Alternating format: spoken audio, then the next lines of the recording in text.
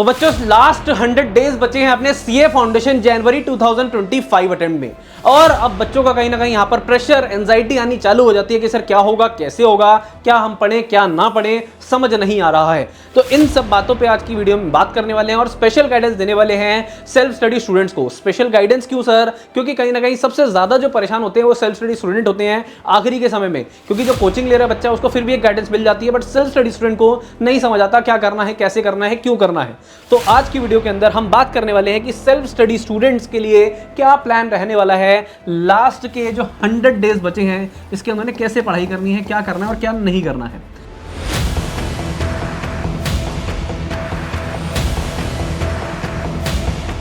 हमारे को पता है हमारे 4 सब्जेक्ट हैं, accounting, business law, quantitative aptitude and business economics. हर एक जो सब्जेक्ट है वो 100 मार्क्स ईच है।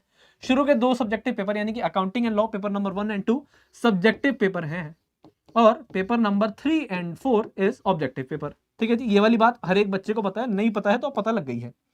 ठीक है जी, हाँ जी सर। अब आपको पता है यार ये 400 नंबर है और मेरे पास 100 डेज है, 100 डेज है और 4 सब्जेक्ट। अगर किसी बच्चे ने पढ़ाई स्टार्ट नहीं करी है तो बेटा सबसे पहले तो ये बात समझ लो, हर एक सब्जेक्ट के लिए मोटा मोटा आपके पास 25 दिन है। अब 25 डेज के अंदर आप देखते हो अपने सब्जेक्ट को कैसे खत्म करना है, तो बेटा थोड़ी सी यहाँ पर आपको दिक्कत हो सकती है अगर आपने स्टार्ट नहीं करा है। तो 25 दिन में एक सब्जेक्ट को खत्म करना मजाक बात नहीं है। सिलेबस अच्छा खासा है इस बार अकाउंट्स का, चाहे मैं बात करूं, चाहे लॉ का बात करूं, चाहे मैथ्स का बात करूं, चाहे बिजनेस इकोनॉमिक्स का बात करूं, तो आसान तो नहीं होने वाली है जिंदगी। ठीक है जी, तो इसको आसान कैसे बनाया जाए, क्या क्या चीजें करी जाए, किस चीज पे पहले फोकस करा जाए, क्या प्रायोरिटी ली जाए, इन सब बातों पे बात करने वाली है। तो देखो सबसे पहले अगर आप यहाँ पर 100 डेज के अंदर क्रैक करने की सोच रहे हो और आप सोच रहे हो कि यार अभी मैं स्टार्ट करूंगा और हो जाएगा, तो हो तो जाएगा। सबसे पहले अपने पर भरोसा और उसके बाद इस वीडियो पे भरोसा, जो मैं बताने वाला हूं उनको नोट डाउन करना है। देखिए सबसे पहली बात कि आपको रेगुलर 10 से 12 घंटे तो पढ़ाई को देने ही देने पड़ेंगे, 10 to 12 आवर्स, और ये रिगरस पढ़ाई करनी पड़ेगी। अब मजाक बात नहीं है कि 1 महीने पढ़ के निकल जाएगा। ठीक है जी, हाँ मैं मान सकता हूं कि किसी बच्चे का पेस बहुत ज्यादा स्ट्रॉन्ग है तो उसके लिए थोड़ी सी चीजें आसान हो सकती हैं, बट अगर आपको पहले से अकाउंट्स नहीं आती है या थोड़ा सा मैथ्स टफ लगता था या इको नहीं पड़ी हुई है तो आपके लिए थोड़ी सी चीजें डिफिकल्ट हो सकती हैं। बट डिफिकल्ट को आसान करने का क्या तरीका है, या 10 से 12 घंटे अगर रेगुलर इस आखिरी के 100 डेज में पढ़ाई करोगे तो डेफिनेटली आप मोर देन 300+ मार्क्स लेके आ सकते हो, और इस बात पे भरोसा करना पड़ेगा आपको। ठीक है जी, मैं मानता हूं यहां पर 25 दिन देख के एक बार डर लगता है, बट स्टिल पॉसिबल है। कैसे पॉसिबल है जरा बात करते हैं। सबसे पहले अगर मैं बात करूं अकाउंटिंग की, हमने अकाउंट सब्जेक्ट की, ठीक है जी, हर एक बच्चा चाहता है यार इस सब्जेक्ट में बहुत अच्छे नंबर लाना। अच्छे नंबर लाना चाहते हो कोई दिक्कत नहीं है। सबसे पहले देखो आपके पास यहाँ पर अकाउंट्स के आपको 2 मॉड्यूल में बांटा गया पूरे के पूरे सिलेबस को आपने आईसीए के द्वारा। एक है मॉड्यूल 1 और एक है मॉड्यूल 2। अगर मैं बात करूं हमारी कि हमें प्रायोरिटी किसको देनी है, देखो जब ओल्ड स्कीम थी तो हम पहले बोलते थे अब ये वाले चैप्टर्स कर लो, अब ये वाले कर लो, बट अब नई स्कीम के हिसाब से आपको सबसे पहले प्रायोरिटी देनी है मेरे बच्चे मॉड्यूल 1 को। ठीक है जी, पहले मॉड्यूल 2 को प्रायोरिटी देते थे, बट अब मॉड्यूल 1 को देंगे। क्यों देंगे जरा बात को समझिए। सबसे पहले आपको क्या करना है, अकाउंटिंग प्रोसेस, जिसके अंदर क्या आता है आपको पता है, journal entry, ledger, trial balance, subsidiary book. ठीक है जी, इसकी ज्यादा वेटेज नहीं है, बट अगर ये अच्छे से करोगे तभी आगे चीजें जाके समझ आएंगी। तो इसलिए मैं कह रहा हूं सबसे पहले journal, ledger, trial balance, subsidy book करनी है। उसके बाद BRS, bank reconciliation statement, bill of exchange, depreciation and amortisation, inventory, final accounts, NPO. ये वाले चैप्टर्स आपके लिए आएंगे फर्स्ट प्रायोरिटी में। सबसे पहले इन चैप्टर्स को कंप्लीट कर लो, आराम से 50 to 60 मार्क्स का पेपर यहीं से आपको देखने को मिलने वाला है, और इसको करना as compare to other chapters आसान है।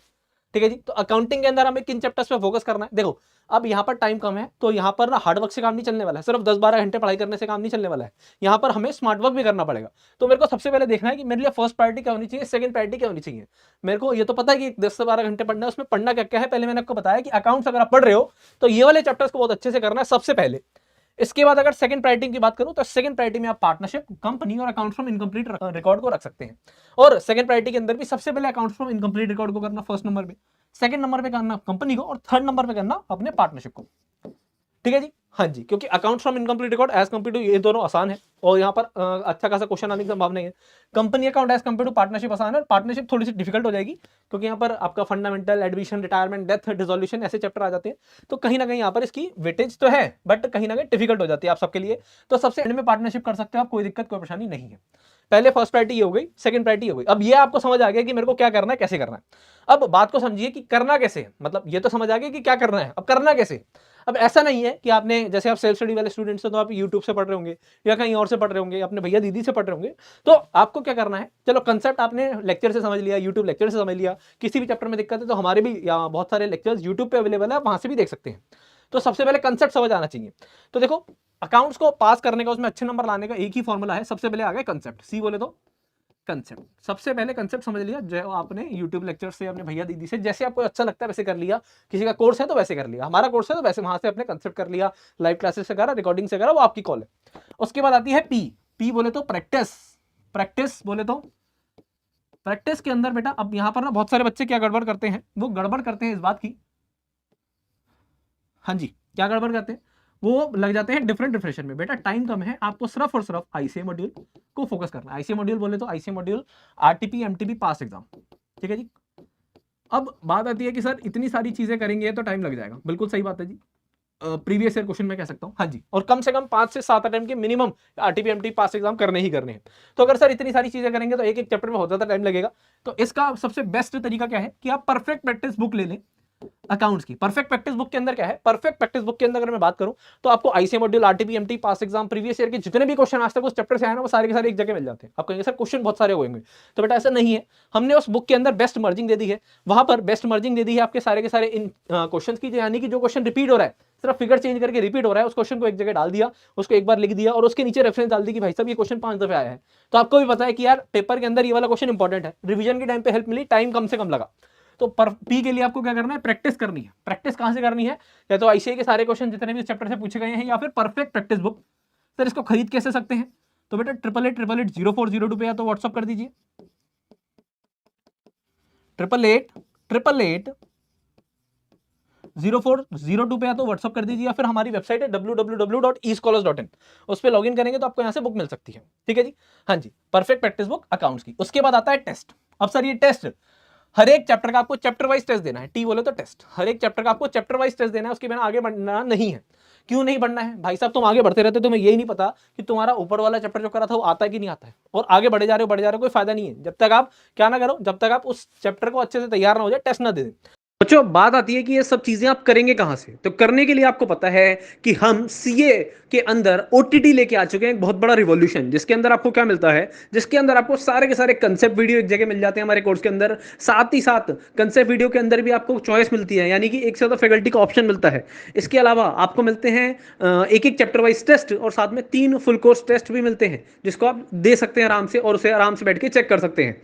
और साथ ही साथ आपको इसके अंदर क्या बेनिफिट मिल जाता है, आपको बेनिफिट मिल जाता है कि सारे के सारे लेक्चर्स अब एक जगह हैं, टेस्ट हम दे पा रहे हैं, और साथ ही साथ डाउट क्लासेस की सुविधा, यानी कि जो भी डाउट है आप हमारी फैकल्टी से उसे पूछ सकते हैं और अपने सारे के सारे डाउट क्लियर कर सकते हैं। तो मेरे हिसाब से जो सबसे बढ़िया ऑप्शन है, अगर आप ज्यादा पैसे खर्च नहीं करना चाहते हैं, तो आप सीए फाउंडेशन ओटीटी ले सकते हैं। बहुत ही सस्ते प्राइस के अंदर आपको मिल रहा है, कह सकते हैं नेटफ्लिक्स के सब्सक्रिप्शन से भी सस्ता आपको ये मिल रहा है ओटीटी। तो मेरे हिसाब से इससे बढ़िया ऑप्शन नहीं हो सकता आपके लिए। आर बोले तो रिवीजन, और इसका मतलब है अगर आपने C plus P plus T plus R focus कर लिया, तो एस बोले तो श्योर शॉर्ट सक्सेस।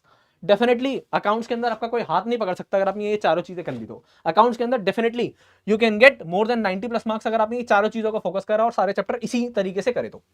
उसके बाद बात आती है लॉ की। इस बार लॉ का पेपर बहुत ज्यादा अच्छा आया, बच्चों को तोते उड़ गए। बच्चे कह रहे हैं कि सर सारे सब्जेक्ट हो जाएंगे, लॉ नहीं होगा। भाई साहब लॉ के अंदर कोई भी दिक्कत नहीं थी। अगर मैं सीधी सीधी बात बताऊं ना, आप चाहे पेपर जाके पीपी से मिला लेना परफेक्ट प्रैक्टिस बुक से, उसका पेपर भी पूरा का पूरा परफेक्ट प्रैक्टिस बुक से था। सिर्फ पॉइंट क्या था कि वहां पर जो क्वेश्चन थे ना, वो दो क्वेश्चन को मर्ज करके एक क्वेश्चन बना दिया गया, और आपको लगा कि यार पेपर कितना टफ आ गया है। तो पेपर चाहे जितना मर्जी मुश्किल आ जाए, जितना मर्जी आसान आ जाए, पेपर आपको परफेक्ट प्रैक्टिस से ही मिलने वाला है। सीधी सीधी बात यही है, ठीक है जी। अगर मैं बिजनेस लॉ के चैप्टर्स की बात करूं तो Indian contract act, sales of goods act, partnership, LLP, company negotiable, ये वाले चैप्टर्स हैं, ठीक है जी। इंडियन रेगुलेटरी फ्रेमवर्क है, ठीक है जी, ये वाले चैप्टर्स हैं। अब भाई साहब टाइम कम है अगर, तो आप सबसे पहले sales of goods act, partnership, LLP, company negotiable, Indian regulatory, इन वाले चैप्टर्स को करिए। इंडियन कॉन्ट्रैक्ट एक्ट को बाद में कर लेना। इंडियन कॉन्ट्रैक्ट एक्ट सबसे बड़ा एक्ट है, ठीक है जी। सारे एक्ट मिला के और अकेला वो एक्ट बराबर है, इतनी वेटेज है उसकी, मतलब weightage in the sense of इतना मेहनत लगेगी आपको उसको करने में। तो सबसे पहले जरूरी है कि हम इन एक्ट पे ध्यान दे दें। और लॉ में पास होना चाहते हो तो भाई साहब देखो, कहानियां सबको अच्छी लगती है लॉ में, लॉ के अंदर आपको लॉयर बनने में बड़ा मजा आता है, ठीक है जी। अब लॉ के अंदर भाई साहब आप जरा बात समझे, जो भाई साहब लॉ कर रहे हैं उन्हें जरा समझिए, उनकी स्थिति को समझिए, उन्हें क्या करना है आगे जाके। सर उन्हें जाके आगे अगर वो केस लड़ेंगे तो उन्हें पेपर्स बनाने पड़ेंगे, ठीक है, रिटर्न में प्रैक्टिस करनी पड़ेगी। जो जज भाई साहब होते हैं उनको क्या करना पड़ता है, सर रिटर्न के अंदर अपने जो जजमेंट है वो देनी पड़ती है। तो भाई साहब लॉ के अंदर सारा का सारा खेल किसका है, राइटिंग प्रैक्टिस का है। तो अगर आपको भी अपने लॉ सब्जेक्ट को अच्छा करना है तो सिर्फ एक ही इसका मूल मंत्र है, राइटिंग प्रैक्टिस। रोज 30 मिनट्स अगर आप राइटिंग प्रैक्टिस कर रहे हैं तो जिंदगी में कोई दिक्कत कोई परेशानी नहीं आने वाली है। लॉ पढ़ रहे हो भाई साहब, आपको कुछ नहीं करना, जो कंसेप्ट समझा उसे लिखने की कोशिश करिए, ठीक है जी। और टाइम कम है तो अपने सिर्फ पीपी के क्वेश्चन उठाएंगे, याद करेंगे रोज, और रोज 3 से 5 क्वेश्चन लिखने की प्रैक्टिस करेंगे, ठीक है जी। शुरू में आपको लगेगा कि यार क्या बोरिंग काम है, बट स्टिल अगर आपने ये 20-25 दिन करके देखा तो आपको पता लगेगा 20-25 दिन के बाद आपका लॉ पे कमांड आने लगा है, आपको पता है आंसर कैसे लिखना है। क्योंकि 90% ऑफ द स्टूडेंट यही गलती करते हैं, वो याद करते रहते हैं थ्योरी समझ के, जबकि आपको प्रैक्टिकल की तरह आपको रोज राइटिंग प्रैक्टिस करनी पड़ेगी। तो राइटिंग राइटिंग राइटिंग यस, और अगर राइटिंग राइटिंग करते हो तो ये आपके लिए बन जाता है मोस्ट इंटरेस्टिंग सब्जेक्ट, क्योंकि कहानी सबको अच्छी लग रही थी और लिखने के बाद हमारे नंबर भी आने लगे, तो मोस्ट इंटरेस्टिंग सब्जेक्ट बन जाएगा। और बिलीव मी, आप इस सब्जेक्ट में 80 नंबर भी लेके आ पाओगे और 90 नंबर भी लेके आ पाओगे, ठीक है जी। तो writing writing and writing, so the subject will become most interesting subject for you अगर आप राइटिंग प्रैक्टिस करते हैं तो। लॉ के अंदर यही है, इतनी सी बात है, परफेक्ट प्रैक्टिस के क्वेश्चन जितनी ज्यादा बार हो सके उसके करने की कोशिश करना, और उसके बाद इसके अंदर भी वही टेस्ट भाई साहब जरूर देना, जो हम चेक करके बताएंगे और आपको बताएंगे बेटा यहाँ ये गलती है, यहाँ ये गलती है।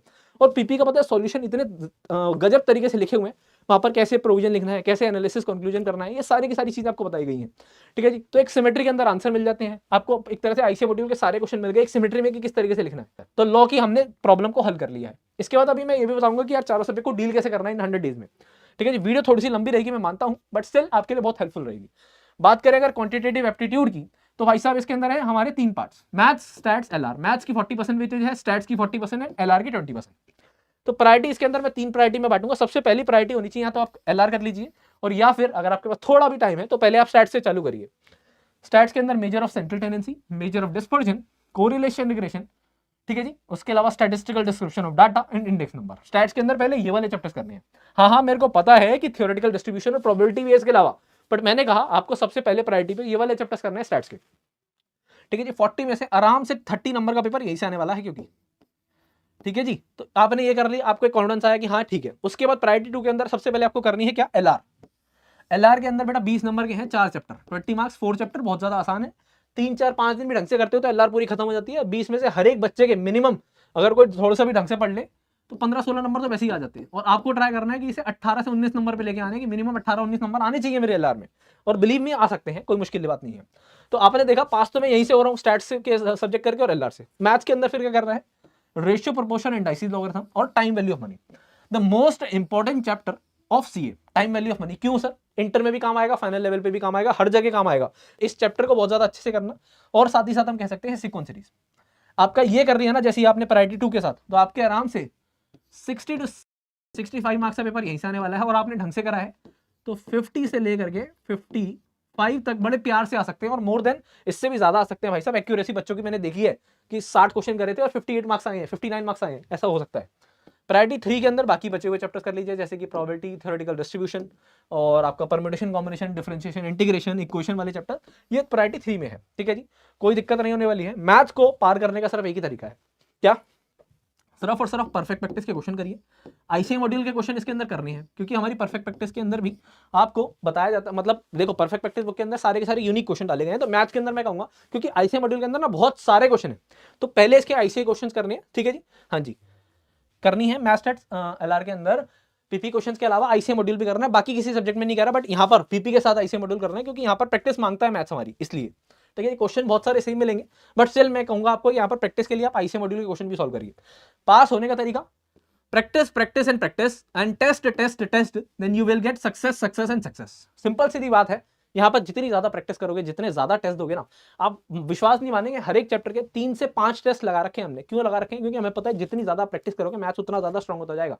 ऐसे ही नहीं आते बच्चों के 90-95 नंबर हमारे सब्जेक्ट से। इस मैथ्स जैसे सब्जेक्ट से 97 मार्क्स था इस बार का हाईएस्ट मैथ्स का। तो ऐसे नहीं आता, वो सारे टेस्ट, वो सारी पीपी जब लगाते हो आप, आईसीए मॉड्यूल के क्वेश्चन बार बार करते हो, तो believe me you are going to rock in this subject as well.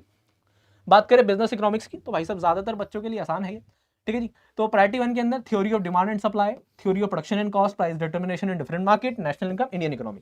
Priority 1 के अंदर ये वाले चैप्टर देखो, ज्यादातर बच्चों के लिए इको जो है एक स्ट्रॉन्ग पार्ट है, ठीक है जी।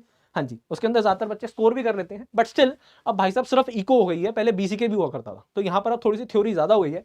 आपको पता है ऑब्जेक्टिव पेपर है, ठीक है जी। इसकी इसलिए हमने जो हमारी परफेक्ट प्रैक्टिस बुक है ना, इसकी खास बात क्या है कि ऑब्जेक्टिव पेपर है, इसलिए हमने जो क्वेश्चन है ना, उसके क्वेश्चन की ये तो बताया कि वाला आंसर सही क्यों है, चारों अगर ऑप्शन नहीं है तो ये आंसर सही क्यों है।